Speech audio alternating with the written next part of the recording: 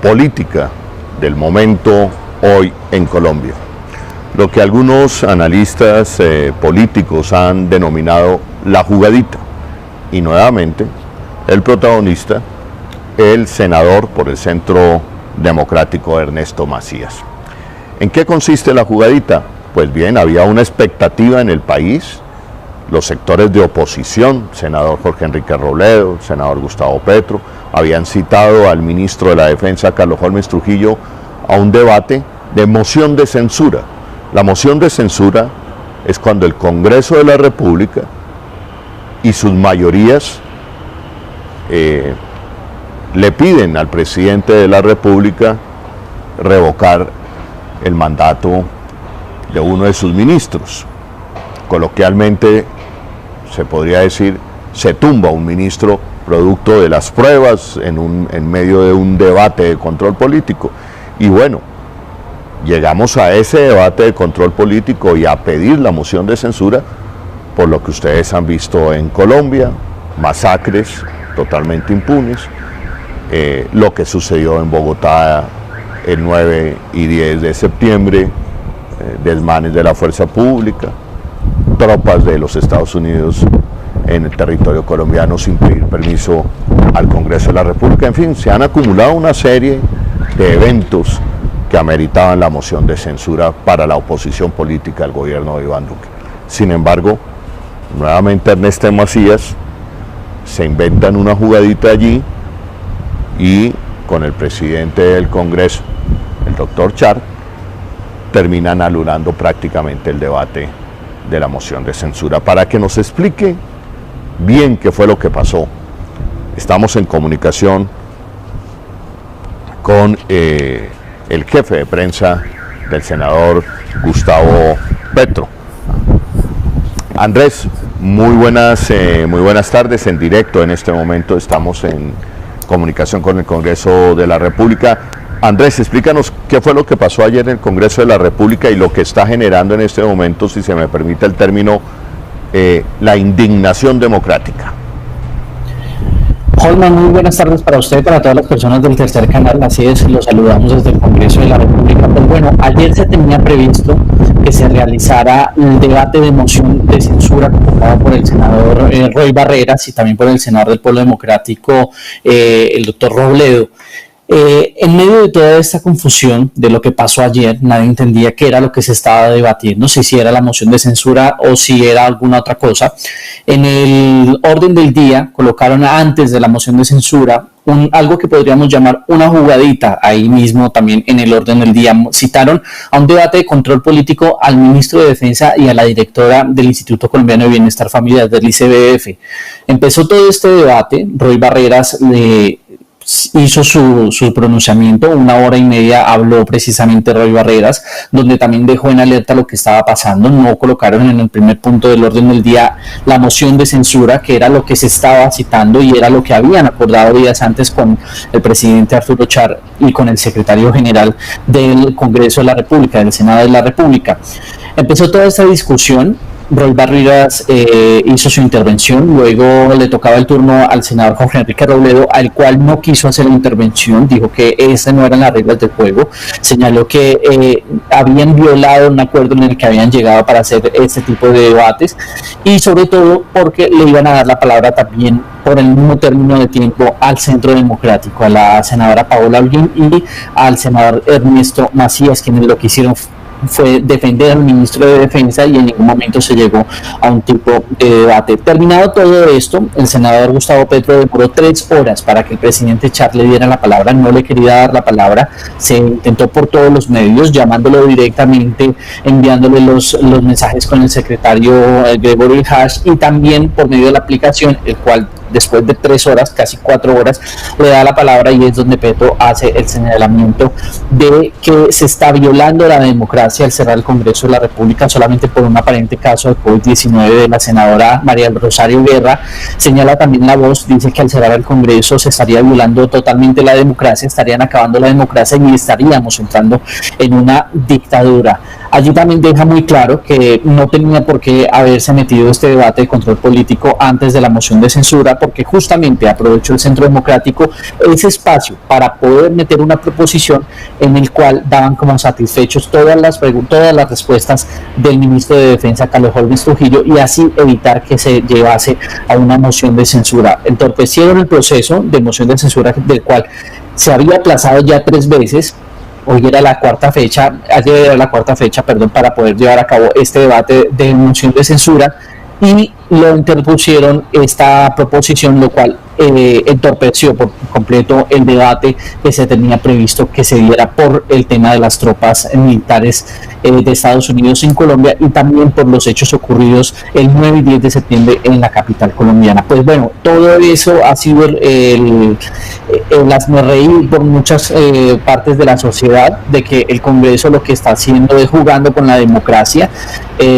Vimos que se retiró la oposición también ayer mismo sobre esta votación, sobre esta proposición, porque veían que era ilegal, no dejaban cumplir el debate como se debía llevar, estarían violando el artículo 135 de la Constitución Política, y es donde todos los congresistas tienen la posibilidad de llamar a un ministro del gabinete, a un ministro que hace parte del gobierno nacional, a una moción de censura, porque pues no, las pruebas, como usted lo decía, las pruebas o los indicios que tengan puede hacer que puedan pedirle la cabeza o tumbar un ministro. Pues bueno, Holman, eso fue lo que sucedió. Entorpecieron el debate de moción de censura, violaron la ley, porque eso es una violación a la ley cuando se le prohíbe a un congresista hacer este tipo de debates.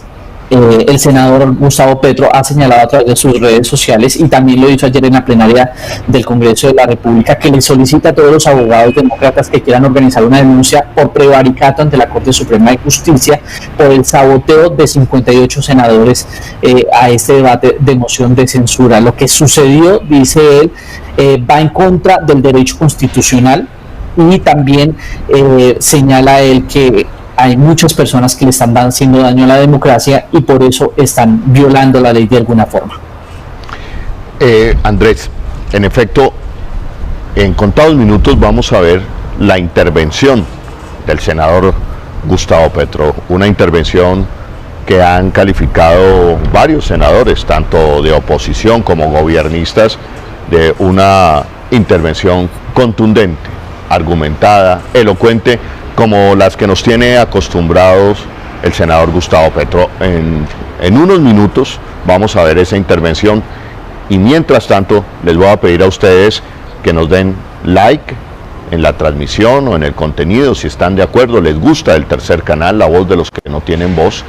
Pasen la voz, compartan en este momento la transmisión, suscríbanse al canal de YouTube, solamente tienen que darle clic ahí en suscribirse para ver en los próximos minutos la intervención de Gustavo Petro. Y también hacia la 1 de la tarde tendremos al abogado Miguel Ángel del Río analizando lo que sucedió ayer en el Congreso de la República a la luz del derecho, y anunciando por qué va a denunciar a los senadores que se opusieron bajo artimañas, así se califican algunos, la moción de censura.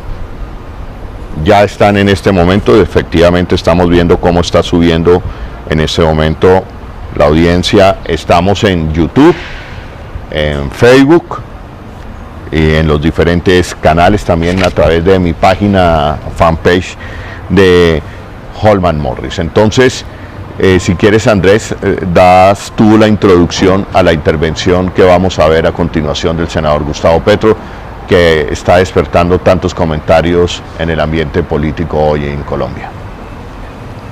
Sí, Juan, mire, es una intervención contundente, una intervención que va al punto de las problemáticas que se vienen presentando en la democracia colombiana, en un congreso, que es el único congreso en el mundo que ha estado sesionando virtualmente, donde se perdió el control político, que es lo que tiene que hacer un congreso, y más en este tipo de situaciones y emergencias que estamos padeciendo a nivel mundial. El Congreso de Colombia es el único que está cerrado, y le ha dicho muy contundente el senador Gustavo Petro al presidente del Congreso, Arturo Char, que si alguien se enferma de COVID en Olímpica, no lo cierran, y Char decidió cerrar el Congreso. Esa es la intervención de Gustavo Petro ayer, precisamente en lo que sería el debate de moción de censura al ministro de Defensa, Carlos Holmes Trujillo. Sí, señor presidente. En primer lugar, Solicito el uso de la palabra como vocero de la Colombia Humana en el debate de la moción de censura. Debate que considero está siendo saboteada por usted. Y voy a intentar explicarlo. Si el señor propietario de Alcosto, que es un financiador de Duque, Correa Mejía, socio de Santiago Uribe Vélez, tiene en su negocio una persona que se enferma de COVID, ¿qué sucede? La persona enferma es confinada. Se hacen unas pruebas para quienes hayan tenido algún tipo de riesgo ante la persona y le preguntaría a usted, señor Char, ¿cierran Alcosto? ¿O Alcosto continúa vendiendo sus mercancías? Si usted fuese el dueño de Alcosto y no el presidente del Senado, hubiera ordenado cerrar Alcosto o las Olímpicas, que es exactamente lo que hizo con el Congreso de la República. Ordenar el cierre del Congreso. Eso no es lo que hacen en las fábricas, en los centros comerciales, cuando alguien se enferma. Usted utilizó la enfermedad supuesta de la señora Guerra para cerrar el Congreso de Colombia y sabotear el debate, la importancia del debate de la moción de censura. Si usted me demuestra que en Olímpica, o en Alcosto, o en El Éxito, cierran los almacenes cuando aparece una persona enferma, tendré que presentar disculpas públicas. Pero eso que no hacen ni en Olímpica, ni en El Éxito, ni en Alcosto, lo está haciendo usted ni más ni menos que con el Congreso de la República de Colombia. Yo no voy a intervenir en este debate, solo voy a dar unas cifras, porque prefiero quedarme en mi intervención que solicito oficialmente en la moción de censura y no en este debate que se puso para disminuir la intensidad de lo que sería el debate de la moción. Aquí unos congresistas han dicho, lo malo del asunto es que las FARC reclutaron menores de edad, ¿cierto? Pero entonces, porque las FARC reclutaron menores de edad, la Fuerza Pública de Colombia tenía que asesinar 312 menores de edad bombardeados. Cifras no inventadas por mí, sino por medicina legal. Desde el año 2004 hasta la fecha, bajo 3 presidentes, las fuerzas militares han bombardeado sin tener en cuenta la presencia de menores de edad y 312 niños y niñas han muerto por acción del Estado. Entonces, porque la FARC recluta menores, hay que aplaudir que la Fuerza Aérea y el Ejército mate 312 menores de edad. Segundo interrogante, solo en Bogotá, la capital, desde el año 2018 a la fecha, 11.037 personas han sufrido lesiones personales en manos de la policía. Pregunto, ¿eso se llama respetar los derechos y las libertades públicas como ordena la Constitución Nacional que debe hacer la policía? Entonces, si se habla de estos 11.037 lesionados registrados en medicina legal, se está atacando la institución policial. Encubrir eso, ¿acaso no es destruir la policía misma? Dentro de esas 11.037 personas lesionadas, hay 42 violaciones, solo entre el año 2019 y la fecha. Varias niñas menores de edad, entre los 42 violados por la policía. Y una tercera cifra que dejo para el análisis en mi intervención en la moción de censura. 10% de la gasolina que se produce por Ecopetrol en Colombia se gasta en la producción de cocaína. El 10% anual de la producción de Ecopetrol va destinada a la producción de cocaína. Es más clave que la hoja de coca, sembrada por particulares, muchos de ellos campesinos, la participación de Ecopetrol indirectamente y por no vigilar en la producción de la cocaína. El Estado es el principal productor de cocaína en Colombia a través de su gasolina. ¿Por qué toda la investigación y la represión va hacia el campesino para ocultar que son los insumos del Estado los que están produciendo la cocaína en Colombia, que es a través de la administración de... Termine, senador Petro, por favor, un minuto más. Que es a través de la administración del Estado en las redes de la distribución de la gasolina que regula el gobierno nacional, en donde está el principal insumo de producción de la cocaína que se exporta en Colombia. Porque ahí no está la investigación, y sí está la investigación y la represión sobre el campesino que llevan a la cárcel. Este tema lo profundizaré más en la moción de censura.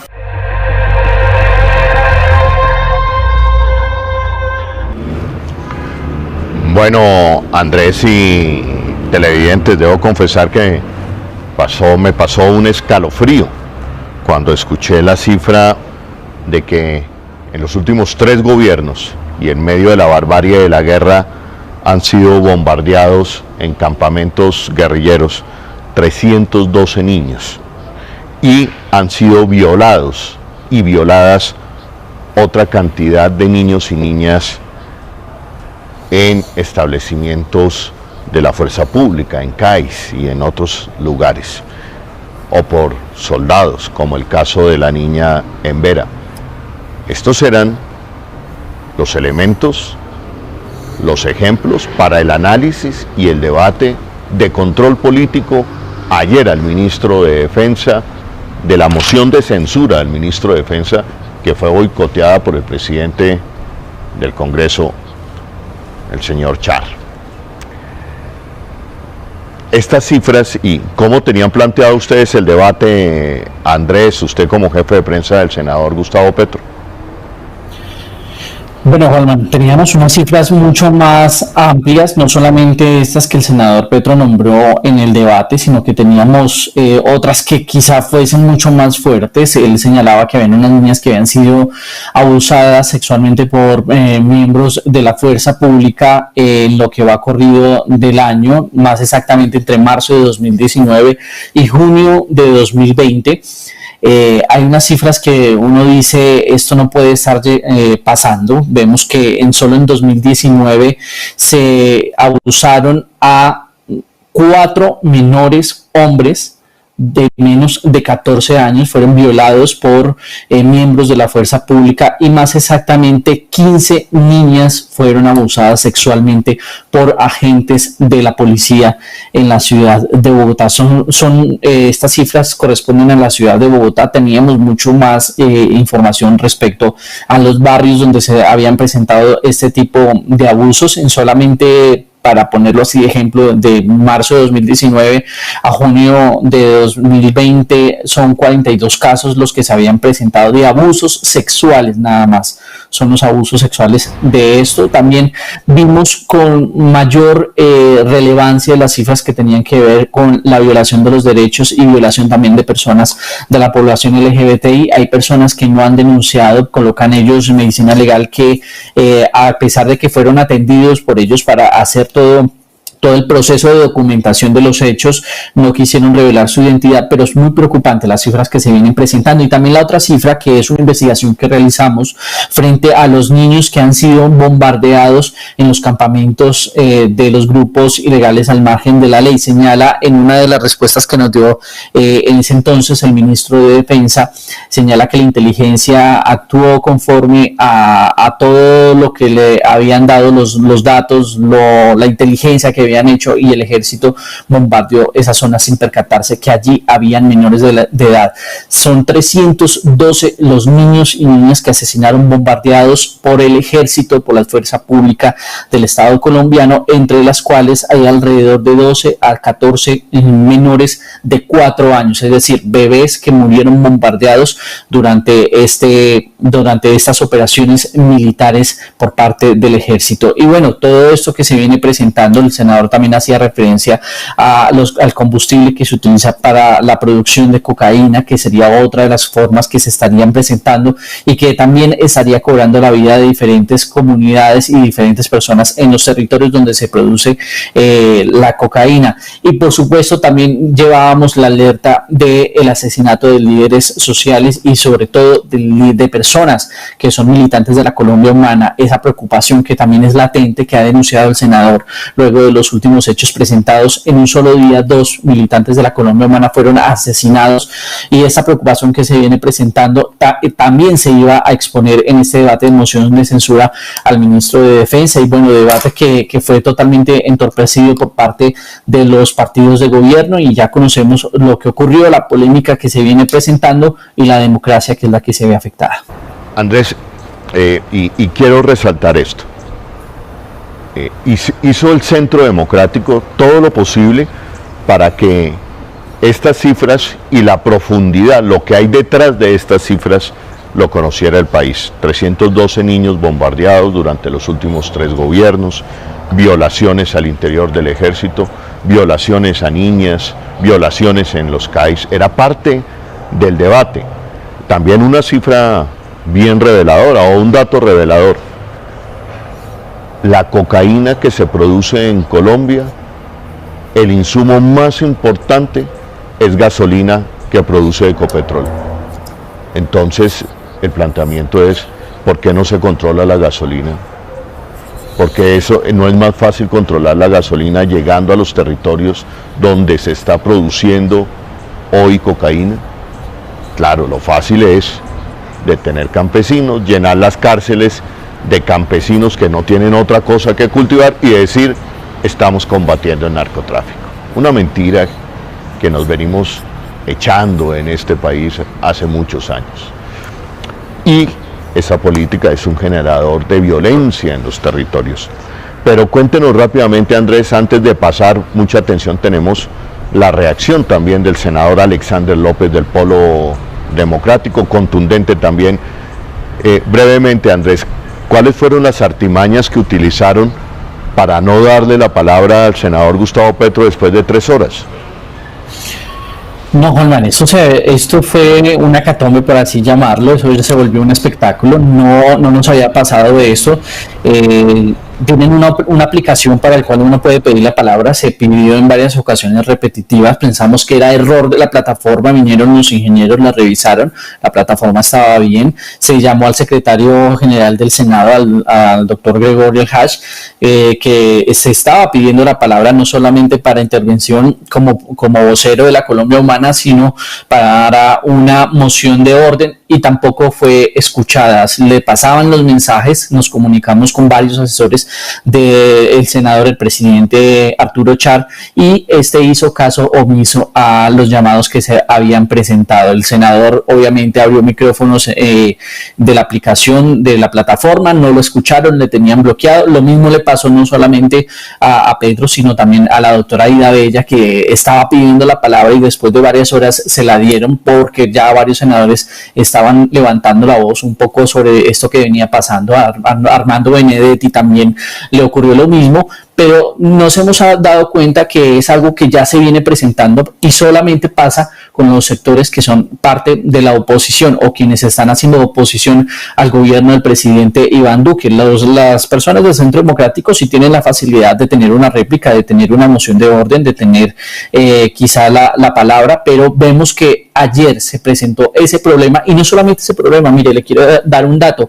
Durante la intervención de Roy Barreras, que duró 1 hora y media, se le interrumpió a él más de 6 veces, pero no por problemas de él o problemas técnicos de él, sino porque lo sacaban de la plataforma, es decir, estaban haciendo una especie de sabotaje a la intervención del senador Roy Barreras y en más de 6 ocasiones lo interrumpieron, lo sacaron, lo desconectaban. Entonces ya uno iba viendo para dónde iba estos debates, para dónde iban las interrupciones que se iban a presentar a lo largo de las intervenciones de los senadores de la oposición, y es un llamado también a las garantías para la que puedan ejercer la oposición sin ningún tipo de problema, y garantías no solamente para el debate sino para la democracia que se está viendo un poco ultrajada en todo este tipo de casos que hemos visto, y estas interrupciones que no les dan las palabras, que lo cortan a cierto momento para que no siga con esa interrupción, con esa intervención, o quizá cuando está tocando temas muy delicados simplemente lo cortan o lo sacan de la plataforma. Son varias las quejas que ya hay, pero sobre todo de los partidos de oposición. Muy bien, Andrés. En este momento recordarles nuevamente, porque es importante para que el tercer canal, la voz de los que no tienen voz, podamos seguir adelante. Y es muy sencillo. Like en este momento, por favor. Ayúdenos con el like. Suscríbase ya al tercer canal. Muy fácil, en la pestaña de YouTube. Y esta sí que es importante. Porque si usted quiere, está de acuerdo, considera que el tercer canal es una voz necesaria en la democracia colombiana y que sus contenidos se vean, comparta en este momento la transmisión del tercer canal, que lo hacemos con un esfuerzo enorme, pero con cariño y con algo muy importante, con dignidad. Entonces compartan en este momento, like, suscríbanse al tercer canal en este momento de YouTube. Miren, esto que está diciendo Andrés y lo que sucedió ayer en el Congreso de la República es supremamente grave. No sé si ustedes lo alcanzan. Yo estoy seguro que ustedes mejor lo alcanzan a dimensionar. La democracia son pesos y contrapesos. Oposición, partido de gobierno, que se controlan para que no haya abusos de poder. Ayer, como lo ha venido denunciando el senador Gustavo Petro, no había Congreso. La virtualidad, de la virtualidad se viene aprovechando el fascismo. El fascismo tiene una característica en el mundo de hoy, es la mentira, es el cinismo, es estigmatizar, señalar, perseguir y asesinar al opositor político, es invisibilizarlo de diferentes maneras en el escenario político. ¿Y qué fue lo que pasó ayer en el Congreso? Que sesiona virtualmente y aprovechan la virtualidad para afectar la plataforma, cortar el audio, sacarlos de la imagen, y la virtualidad, de la virtualidad se están aprovechando para todo este tipo de maniobras, para que no salga adelante la voz del contrapeso político en la democracia colombiana, que es la oposición política elegida por 8 millones de colombianos que ven representados en sus representantes y senadores la voz de una Colombia muy diferente a la del Centro Democrático. Por eso, analistas, filósofos de aquí y de allá están viendo el caso colombiano como unas nuevas prácticas de fascismo en Colombia, del nuevo trompismo a la colombiana. Estas artimañas, el asesinato de los líderes de la Colombia humana, negar la voz, un ministro de la Defensa y un partido como el Centro Democrático que señala, acusa, estigmatiza de que todo lo malo que pasa en Colombia obedece a las directrices del senador Gustavo Petro. Cerrarle la puerta a la minga indígena, no hablar con el pobre, con el afro. Esos son rasgos fascistas en el mundo de hoy. No necesariamente son construcción de campos de concentración, no, Auschwitz, no. Es la eliminación del otro, de la diferencia por diferentes formas. Veamos a continuación la declaración del senador del Polo Democrático, Alexander López. Lo que pasó hoy en el Congreso es muy grave para el país. Le han dado un duro golpe a la democracia colombiana. El Congreso sigue cerrado, mientras miles de colombianos están en las calles buscando cómo sobrevivir. Adelantábamos un debate de control político al ministro de Defensa, Carlos Holmes Trujillo, del por qué en menos de un año se han presentado más de 67 masacres.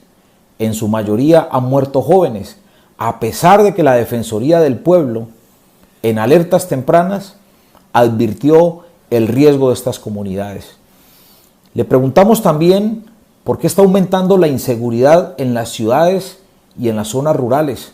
No respondió. Del por qué ha aumentado la producción de cocaína en el país justo cuando el Ministerio de Defensa tiene los mayores recursos asignados en el presupuesto. Tampoco respondió por qué en bombardeos efectuados por la fuerza pública han sido asesinados 36 niños. Pero tampoco quiso responder del por qué se había permitido el tránsito de tropas extranjeras en nuestro país sin el permiso del Senado. Justo cuando íbamos a adelantar la moción de censura, las mayorías del Congreso, del Senado específicamente, por orden del presidente Iván Duque y sus ministros, presentaron una proposición ilegal para no permitirnos adelantar el debate de moción de censura. Eso no está bien. Eso demuestra el desespero y el miedo que tiene el presidente Iván Duque y su partido, el Centro Democrático, de darle la cara al país. Eso demuestra que están gobernando mal a Colombia. Pero lo delicado de esto es que si no le permiten los debates a la oposición, pues prácticamente estamos ante una dictadura civil que no se puede permitir.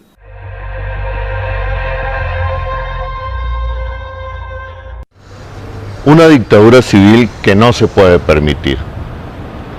Mientras en el Congreso ayer le quitaban la voz a la oposición política, negando un micrófono, cerrando un micrófono. Esa es la forma, digamos, más civilizada que han encontrado para quitarle la voz a la oposición. Mientras eso sucedía en el Congreso de la República ayer, le quitaban la voz a la oposición, cerrando un micrófono, desviando un debate de control político citado por la oposición. En ese mismo momento eran enterrados 2 militantes de la Colombia Humana, Eduardo Alarcón en Monte Alegre, Huila, y Edgar Herrera en Popayán, gerente de la campaña Gustavo Petro, presidente en esa zona del país. Eduardo Alarcón, campesino, líder agraria, también líder de la Colombia Humana en el Huila. ¿Qué coincidencias hay? ¿Ustedes creen que hay mucha diferencia? Cerrar un micrófono en el Congreso de la República a la oposición y asesinar líderes de la oposición política en Colombia, de la Colombia Humana. Es lo mismo. Es invisibilizar, negar la voz, negar la protesta, por diferentes caminos, pero conducen al final, llegan a lo mismo. Quitemos la voz, invisibilicémoslos, que no se escuchen, que no protesten, que no hablen, porque los únicos que podemos dirigir este país somos nosotros, los del Centro Democrático. No, esa no es la democracia, esas son las dictaduras. Esos son pasos al fascismo. Es lo mismo. Dirán, claro, que estoy exagerando, ¿no? Por eso se ha matado la gente en Colombia, por el derecho a protestar, por el derecho a hablar, por el derecho a que lo oigan. Por eso han matado gente históricamente en Colombia, y esas son las guerras de Colombia. Y en el Congreso de la República, cerrando micrófonos, birlando los debates, enredando el debate. Qué falta de grandeza, qué falta de decencia democrática, como decía el maestro Carlos Gaviria, que nunca se me había podido olvidar ese discurso. Decencia democrática. Decencia democrática. Le hace falta al Centro Democrático. Decencia democrática. Mi querido Andrés, ¿cuál es tu conclusión?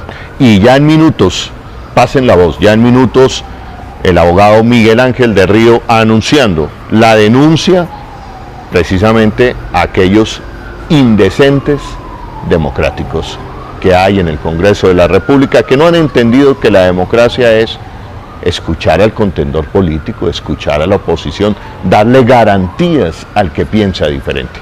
Adelante, Andrés, con tu conclusión, antes de que entremos en contacto en directo con el abogado Miguel Ángel de Río. Adelante, Andrés. Bueno, Juanman, de todo esto hay que ser rigurosos. Usted sabe que no estamos en una situación muy fácil en estos momentos. Nos están asesinando a los militantes de la Colombia Humana, un magnicidio que uno dice que esto no puede estar pasando. Están exterminando a nuestros militantes, y bueno, hay que tener las precauciones, hay que hacer las denuncias pertinentes, no solamente en órganos nacionales, sino también internacionales. Esto va mucho más allá.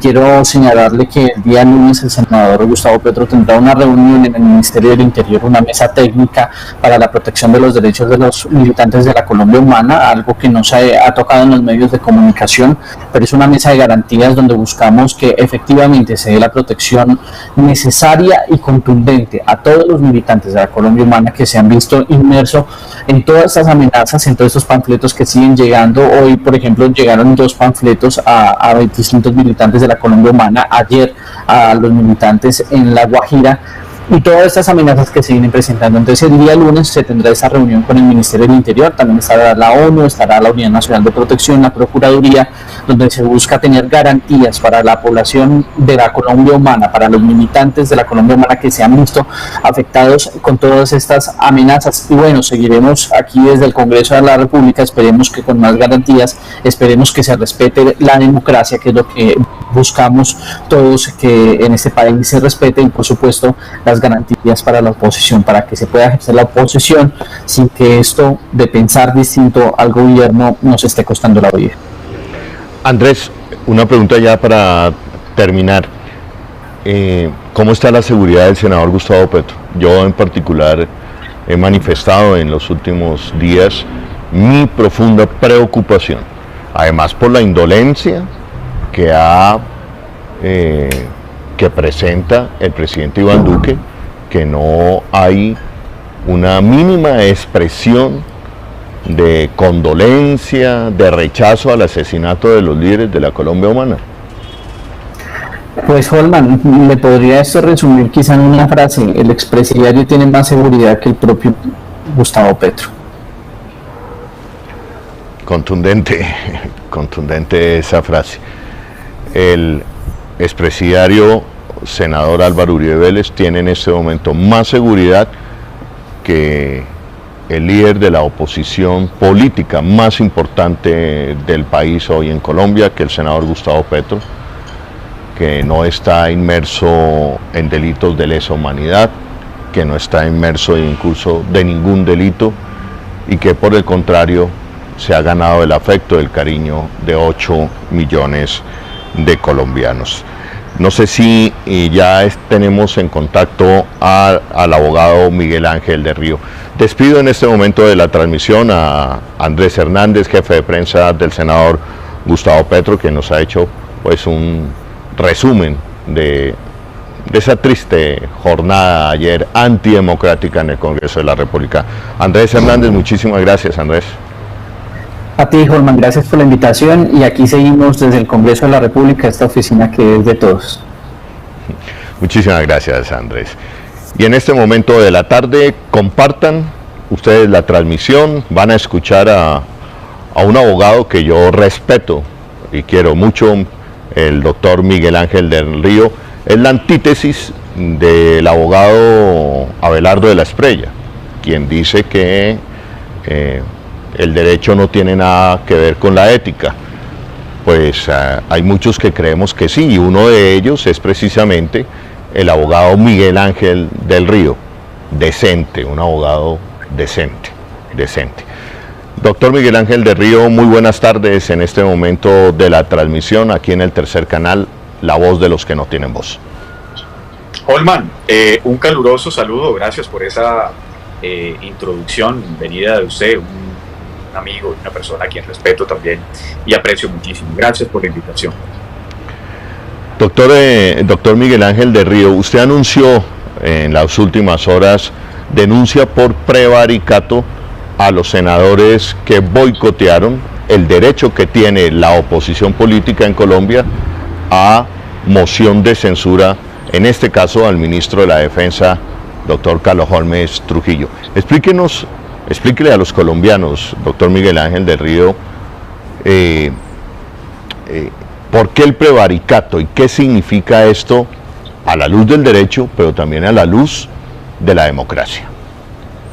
Gracias, Holman. Mire, antes de ir a la explicación, yo recuerdo, si mal no estoy, en 1936 hubo una insurrección militar que terminó además en uno de los fascismos más descarnados del siglo XX, que fue el fascismo. Y allí, en algún momento en la Universidad de Salamanca, Holman, ingresó un general, Millán Astray, si la memoria no me recuerda, a gritar que era necesario que muriera la inteligencia. Y era necesario que murieran los intelectuales. Y terminan asesinando mucha gente. Y ese día en la Universidad de Salamanca, septiembre de 1936, si mal no estoy, el filósofo Miguel de Unamuno dijo: vencerán, ellos vencerán porque tienen demasiada fuerza bruta, pero nunca convencerán. Ayer, en el Congreso, hubo una especie de pequeñas tiranías que quieren desembocar en una dictadura. Tenemos aquí una dictadura sutil, y digo sutil porque no han entrado los tanques de guerra a asesinarnos en nuestras casas, pero esta es peor porque es silenciosa y soterrada. ¿Qué pasa el día de ayer? El día de ayer se viola de manera flagrante la Constitución Política, su artículo 135, su numeral 9, que establece que la citación o los debates para moción de censura de un servidor público deben contar con el visto bueno de la 10ª parte de la Cámara que las solicita. ¿Y qué pasa ayer? Que entonces un hombre gregario, obsecuente con el poder como el senador Ernesto Macías, radica una proposición donde establece que no es necesario que se haga el debate porque a su juicio el Consejo de Estado ya ha establecido mediante un fallo que tumba la suspensión del ingreso de tropas y que no es necesario hacer el debate de moción de censura. Y el senador Arturo Char, presidente del Senado, presidente también precario, sin mayores capacidades ni éticas ni profesionales, decide entonces someter a votación un hecho que no es susceptible de votación. Y ahí es donde empieza a configurarse un delito que el Código Penal trae aparejado en su artículo 413, que es el prevaricato por acción, que dice: el servidor público que proponga, que establezca conceptos contrarios a la ley, incurrirá en esas conductas. ¿Y qué ha sido contrario a la ley? Someter a la votación lo que no se puede ser o lo que no puede ser sometido a votación. Aquí era necesario hacer el debate de moción de censura y que la la coalición de gobierno que acude, recordemos, nosotros lo sabemos perfectamente, a intereses egoístas, a intereses personales, porque la coalición de gobierno son codicias individuales que se agruparon en un momento determinado para acudir al respaldo del gobierno. Pero no les interesa el poder, actúan de espaldas al poder. Entonces, ¿qué pasó? Actuaron al margen de la ley. Es más, sometieron a votación si cometían un delito o no, y terminaron aceptando que cometían un delito. Es decir, someter a votación lo que no es susceptible de votación, y eso genera una adecuación típica del delito de prevaricato y debe ser sancionada por la Corte Suprema de Justicia. Esto es un mensaje directo a que no les interesa someterse a las rigurosidades de la oposición, y esto es una fractura directa al sistema democrático. Holmen, de pronto me excedí un poco en la explicación, pero era un poco eso que quería establecer.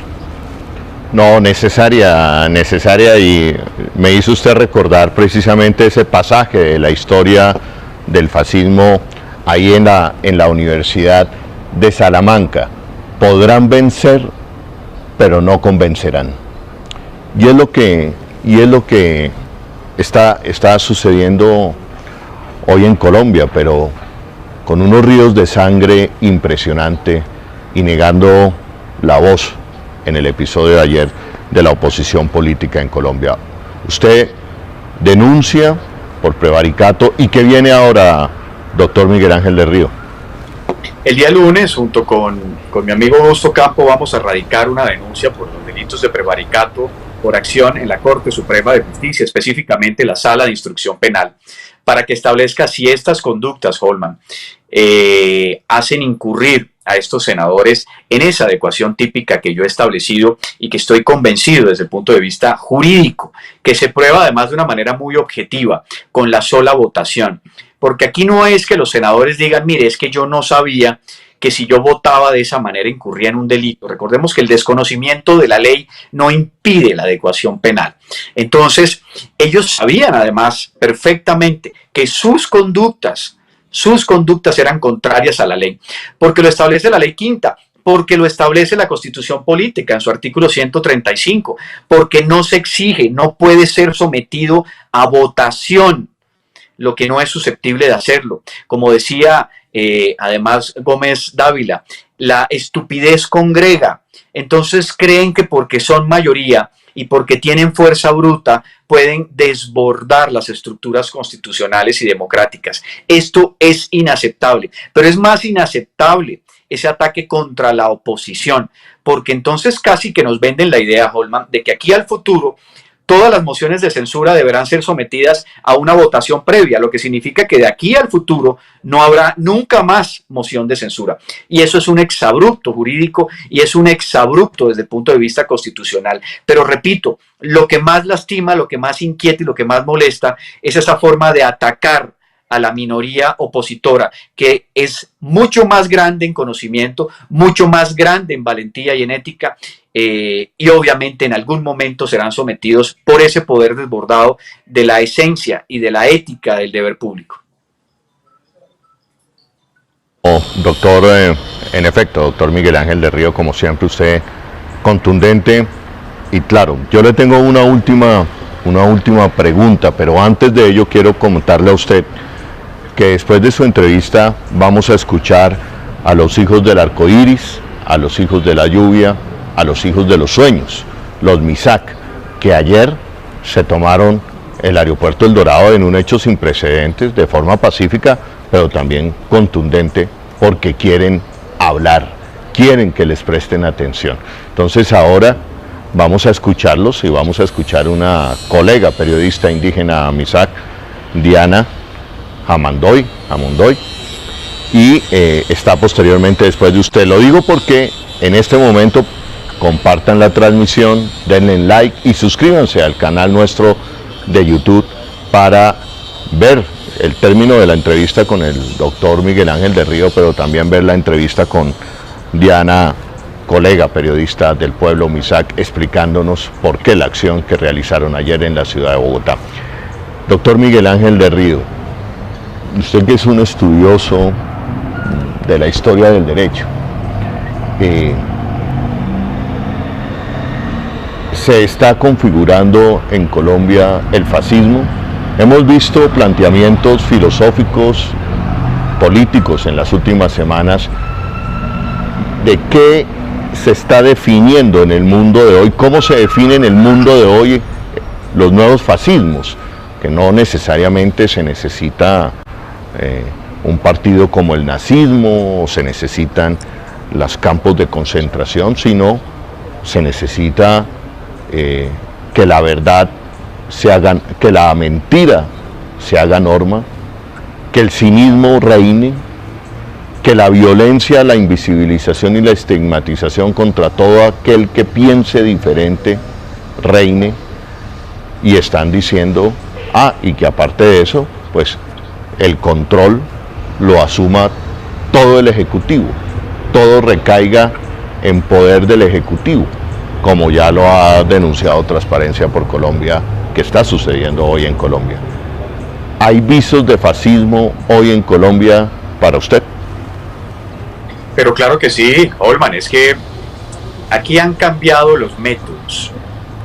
Los fines son los mismos: someter a la ciudadanía al despojo y a una vulneración histórica. Ya no vemos los tanques de guerra, ya no vemos el crimen de una manera flagrante. Lo que vemos ahora es una sutileza que tiene como propósito acudir a otros mecanismos: las redes sociales, las mentiras, las infamias, que lleven entonces a una ciudadanía a incendiarse y atacar a ciudadanos de bien. Poner además en entredicho la posición de líderes sociales, poner en entredicho además una comunidad mágica como la comunidad indígena, los MISAC, que han venido a darnos un mensaje de valentía, un mensaje de solidaridad. Entonces, lo que debemos hacer nosotros es, si ellos acuden a los métodos sutiles, que acuden, repito, a las mismas miserias, nosotros debemos desbordarnos en empoderamiento. Debemos hacerle mucho más control político a cada una de esas particularidades. Debemos ejercer con determinación y con valentía cada una de nuestras profesiones, porque aquí el tema no es el de impartir justicia, el tema es de darle a la ciudadanía vulnerable esos niveles de vida que necesitan. Esa es la verdadera posición de nosotros. Ellos nos quieren indiferentes, nos quieren poco solidarios para que puedan ejecutar su proyecto político, que no es otro, repito, que una dictadura sutil y miserable que tiene, repito, como propósito perpetuarse en el poder. Ya lo han hecho históricamente, Holman. Yo creo que estamos en el mejor escenario histórico para poder enfrentar todas esas adversidades que hemos tenido durante tantos años, pero todas esas sutilidades que hoy están acudiendo a la materialización de un fascismo. Hoy tenemos un fascismo en Colombia, Holman. Bueno, estimado abogado, doctor Miguel Ángel de Río, gracias por estar en esta entrevista aquí en el Tercer Canal y siempre por su claridad, honestidad y contundencia. Miguel Ángel, muchísimas gracias. Un abrazo, Holman. Gracias por la invitación y a todos sus televidentes un fuerte abrazo. Muchas gracias. Gracias, Miguel Ángel. A continuación vamos a escuchar a los hijos del agua, a los hijos de la lluvia, a los hijos del arco iris, a los hijos de los sueños, como se define el pueblo MISAC del suroccidente colombiano, de Nariño y del Putumayo. Pueblo MISAC que se dio a conocer hace unos meses cuando tumbaron la estatua del Alcázar allá en Putumayo, bajo el siguiente argumento: nosotros no queremos ver estatuas a nuestros torturadores. Es una forma de violencia simbólica contra el pueblo MISAC. Claro, a algunos en las ciudades occidentales, o hay gente que se cree naciendo, viviendo aquí, europea, bueno, respetable, ¿no? Y no logran entender que es una forma de revictimización simbólica erigir estatuas y monumentos a quienes han torturado o masacrado a sus descendientes. Pues bien, el pueblo MISAC llegó ayer hasta la ciudad de Bogotá y se tomó por unas horas el aeropuerto El Dorado. Veamos estas imágenes. ¿Quién vuela? Colega periodista del pueblo Misak. Diana, muy buenas tardes allá en el Cauca. No sé, ¿en qué parte del Cauca se encuentra? Buenas tardes a todos. En estos momentos me encuentro en la ciudad de Popayán, la capital del Cauca. Está en Popayán. Diana, explícale a los colombianos y a quienes nos acompañan en este momento en qué consistió esta protesta simbólica ayer en el aeropuerto El Dorado de la ciudad de Bogotá. Mayela institución de Moros de Lampachite de Ravigo, Peyona Misa, Catrán Misa, Meralinda, Gómez. Buenas tardes a toda la audiencia que nos escuchan y nos ven por este prestigioso canal y a esas voces que estamos gritando en silencio, pero también estamos realizando actos simbólicos desde la realidad, desde el contexto en el que nos encontramos y frente a lo que nosotros como pueblos ancestrales y pueblos originarios queremos. Ayer el pueblo Misak, el pueblo Nasa y el pueblo Pijao, aglomerados en el movimiento y autoridades indígenas del suroccidente colombiano, hicimos una toma cultural en donde seguimos reivindicando de que las luchas no son solo para nosotros los pueblos, sino que es las luchas para la sociedad en general. El primer punto en el que hacemos el llamado es el cese a la violencia, en el que estamos viviendo en todos los espacios y escenarios en el que nos encontramos. El segundo punto, la defensa de la vida y nuestra dignidad como sociedad colombiana. El tercero, la implementación del acuerdo de paz del capítulo étnico, que solo se ha dado un solo avance y no se ha cumplido, y más en los territorios en el que nos encontramos. El cuarto, la protección y la defensa de nuestra madre tierra, porque la madre tierra es la que nos cuida y la que nos proteja, y así como ella nos cuida y nos protege, nosotros como seres humanos hay que responderle a esa realidad de que nos brindan. El quinto, la defensa del derecho a la consulta previa. Hay muchos escenarios en los que todavía nosotros como pueblos no nos están consultando. Y el sexto, la no criminalización de la protesta. Creo que son motivos esenciales y fundamentales, no solo como pueblo Misak y no solo como movimiento de autoridades indígenas del suroccidente colombiano, no, sino frente a la realidad en la que estamos como sociedad colombiana.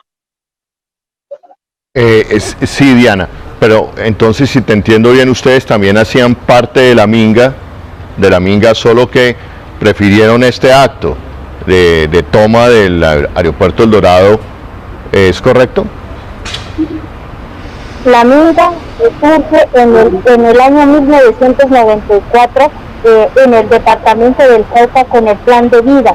Dentro de ello empieza a surgir la necesidad de que la minga no sea solo para un pueblo indígena, sino para todos. Por eso es que hemos escuchado la minga nacional y la minga internacional. La minga es un espacio en donde tejemos, caminamos y actuamos con nuestras necesidades desde la vida colectiva y la vida fundamental que trasciende nuestros escenarios.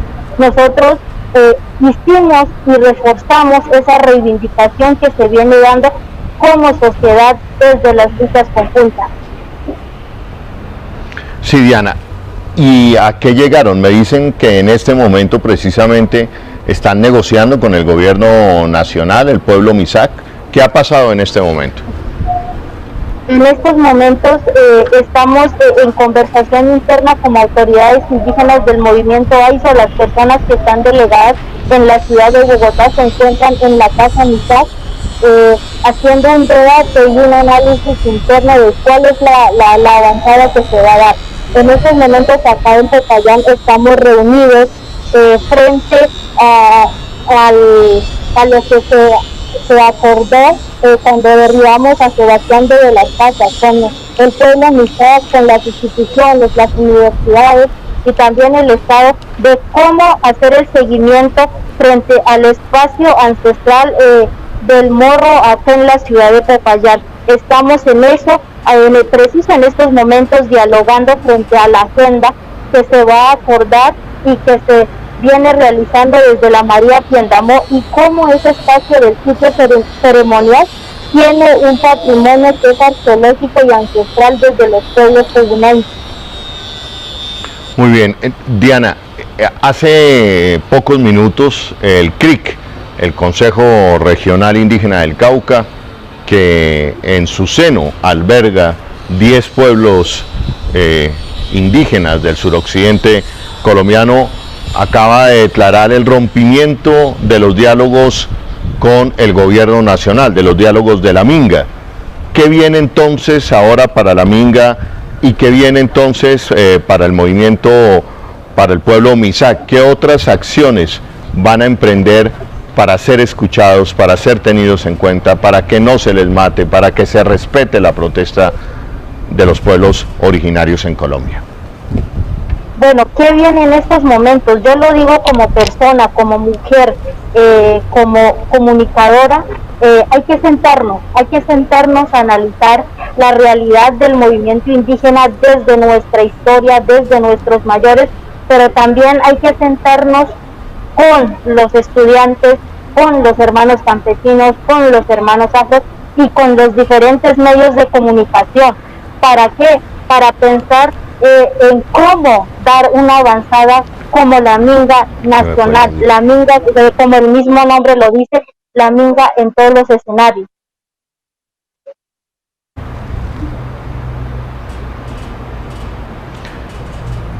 Sí, en efecto, Diana, pues yo te agradezco, Diana, tu participación hoy en el Tercer Canal. El Tercer Canal estará atento a seguir todo lo que esté pasando, sucediendo con el pueblo Misak y con la negociación. Concretamente, Diana, ¿tienen planteado o planeado plantearle al país que hay que derribar otros monumentos a conquistadores que fueron torturadores y violadores de los derechos de los pueblos originarios? Hay que seguir derribando, nuestros actos simbólicos seguirán, pero también hay que derribar ese pensamiento individualista, patriarcado y machista que tenemos en nuestros escenarios. Yo creo que hay que seguir dando la lucha desde una Minga colectiva, ancestral y originaria.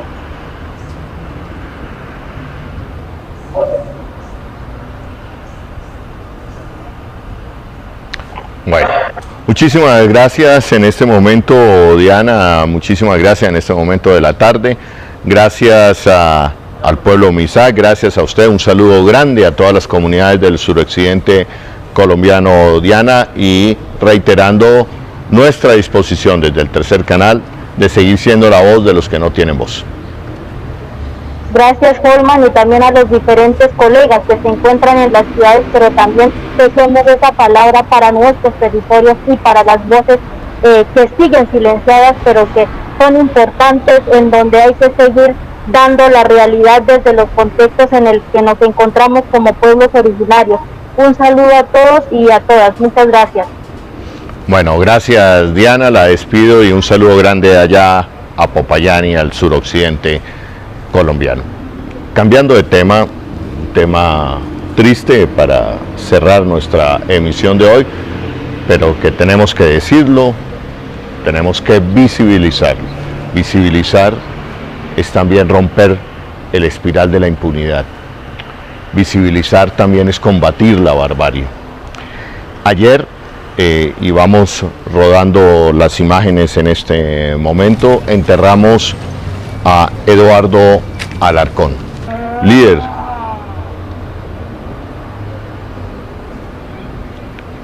Ahí están sus hijos.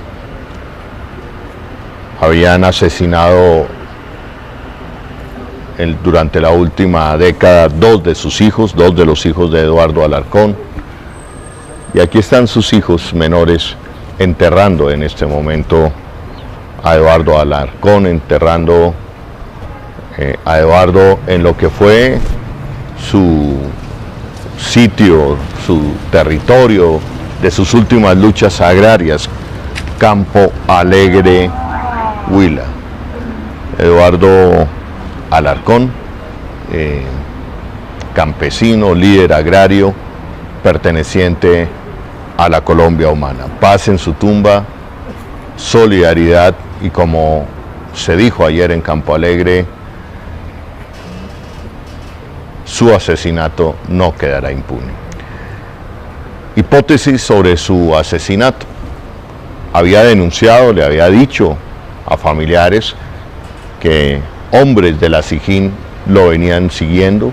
Él estaba negociando unas tierras y sentía que lo estaban siguiendo unos hombres extraños que había podido detectar que pertenecían a organismos de seguridad del Estado. Él se había enfrentado en otras oportunidades a la policía en el marco de su lucha por recuperación de la tierra, como líder antiguo de la ANUC, de la Asociación Nacional de Usuarios Campesinos, cuyos líderes todos fueron asesinados entre la década del 70 y los 80. Él quedó vivo, se vino para el Putumayo a mantener su lucha y elevar la consigna tierra para la gente, y terminó siendo asesinado el fin de semana pasado, militante de la Colombia Humana. Veamos este pequeño homenaje que rendimos a los militantes de la Colombia Humana, inclusive al exgerente de la campaña de Gustavo Petro en el departamento del Cauca, Gustavo Herrera, quien también fue asesinado el fin de semana, precisamente en el momento en que la Minga del suroccidente, la Minga del Cauca, llegaba a la ciudad de Bogotá. Veamos este pequeño homenaje. Y ayer, precisamente en la noche, denunciamos en el Tercer Canal, nos enteramos de que la dirigencia de la Colombia Humana en el departamento de La Guajira había sido amenazada el día de ayer. Quienes aspiraron a las alcaldías, a las asambleas de diferentes municipios de La Guajira, aparecen todos sus nombres en un panfleto siendo amenazados. Desde aquí, reiterar nuestra solidaridad y decir una vez más, no pasarán. Sin embargo, es alentador escuchar a los jóvenes de la Colombia Humana, en este caso líderes de la Colombia Humana joven del departamento del Huila, enviándole mensaje de solidaridad a la familia de Eduardo Alarcón, a la familia del compañero Herrera en el Cauca, y a los compañeros de la Colombia Humana en el departamento de La Guajira. Escuchemos el mensaje de estos jóvenes de la Colombia Humana. No, a todos nuestros compañeros, con el dolor en el alma, quiero decirles que la lucha que ustedes dieron no termina, que sus muertes no se van en vano, y que aquí estamos nosotros, porque su voz nos ha silenciado, su voz está en cada uno de nosotros, y nosotros es lo que vamos a seguir llevando este mensaje de esperanza. Ese mensaje de esperanza que hoy las balas del Estado la pagaron, pero que vive en cada uno de nosotros y que la vamos a llevar a la familia de todos esos compañeros, decirle que su voz no está en silencio y que aquí la vamos a seguir defendiendo y que aquí la vamos a seguir llevando, porque ustedes están vivos en cada uno de los militantes de la Colombia Humana, y no solo en los militantes de la Colombia Humana, sino en cada uno del pueblo colombiano que realmente quiere un cambio. Esto es por todos los colombianos, esto es por sus familias, eso es por mi familia, por mi pareja, eso es por todos. Y aquí vamos a seguir llevando el mensaje de paz, cambio, y su voz sigue con nosotros. Bueno, pertenecer a la Colombia Humana es un acto digno, es decir, luchar por la vida es un acto de valientes. Y la lucha que tuvieron cada uno de nuestros compañeros asesinados, la lucha que llevan cada uno de nuestros compañeros amenazados, vive en cada uno, pero se ve reflejada en cada acto. Es decir, desde que ustedes inician a tomar conciencia y desde que nosotros iniciemos con el corazón a hacer un verdadero cambio, por simplemente la lucha, la sed de justicia, la sed de poder, digamos, tener al menos la libertad que nos merecemos y el país con justicia social que soñamos, es digno. Entonces, nada, mi solidaridad completamente con la familia de cada una de las personas asesinadas durante todo este tiempo a raíz de la historia, y que la lucha sigue. Bueno, Holman, mi solidaridad a todos los compañeros que han sido asesinados de nuestro movimiento y también a los compañeros de movilizados que se acogieron a un proceso de paz, el cual el gobierno les está cumpliendo el día de hoy. A todos nuestros compañeros que los están amenazando, un saludo de solidaridad a nuestro compañero Hernán Ospina de Cauca, de la Colombia Humana Cauca, que ayer fue amenazado por 3 integrantes. Lastimosamente eso refleja que estamos en una Colombia narcoparamilitar, que no tenemos unos derechos y unas vías de acción. Por eso mi solidaridad a toda esta familia, y que, como lo decía Holman, nosotros somos la esperanza de hacer un país transformador, y tenemos toda la esperanza y vamos a seguir llevando esas luchas que llevaron los compañeros, como el compañero Alarcón. Esa lucha agraria no se va a perder, esa lucha agraria que lleva en Campo Alegre la vamos a seguir llevando desde nuestras bases y levantando las banderas de Colombia Humana, y vamos a hacer gobierno. Ese es el mensaje a todos nuestros integrantes. Vamos a hacer gobierno y vamos a representar todos esos intereses, y no vamos a dejar atrás esas luchas que llevaron nuestros compañeros. Gracias. Pues esa la lucha, y ese es el mensaje de los jóvenes de la Colombia Humana en el departamento del Huila, un mensaje de esperanza, un mensaje de resistencia a toda la Colombia Humana que en este momento está siendo amenazada, está siendo asesinada en diferentes rincones del país, y precisamente se acaba de pronunciar el senador Gustavo Petro, líder de la Colombia Humana, sobre el panfleto que llegó en las últimas horas en La Guajira a todos los líderes de la Colombia Humana en La Guajira. Acaba de trinar el senador Gustavo Petro diciendo lo siguiente: hago directamente responsable a Iván Duque de la vida de nuestros compañeros en La Guajira. Ya el narcotraficante alias El Ñeñe Hernández, amigo íntimo de Duque, había amenazado a los trabajadores mineros de La Guajira y comprado votos en el departamento en su favor.